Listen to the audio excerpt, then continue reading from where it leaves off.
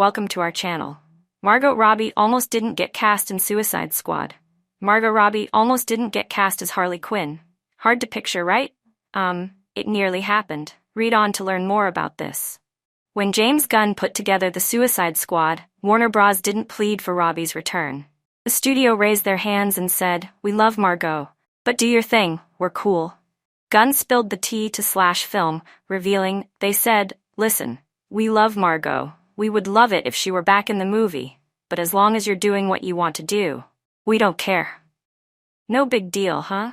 For a minute there, the Suicide Squad could have been Harley free, but how is that even possible? Gunn had complete creative freedom, and if he didn't want to bring back Quinn for his version of the squad, he didn't have to. But being the genius that he is, Gunn kept what worked. Why mess with perfection, right?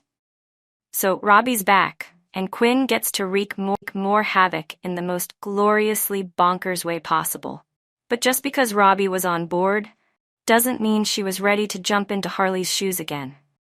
During the Suicide Squad press tour, she admitted to Entertainment Weekly that she was about to toss Harley's bat aside for a bit. "I need a break from Harley. She's exhausting," Robbie confessed. And honestly, who wouldn't need a breather after Birds of Prey and the Suicide Squad back-to-back? That's a lot of insanity to handle. But here's the twist. Robbie wasn't sure when or if Harley would return. While fans wondered where Quinn would appear next, Robbie took over Hollywood. She was gearing up for Babylon, Damien Chazelle's star-studded flick, and lining up more projects, including an untitled David O. Russell film. Oh, and did we mention Barbie? She brings the iconic doll to life in Greta Gerwig's live-action take, and produces it too. Talk about not slowing down. With Warner Bros. Working on multiple DCEU movies, there was no significant pressure to keep Harley in the spotlight. Plus, Robbie was slaying outside the DC universe, so they didn't need her to carry the whole studio on her back. But here's the thing.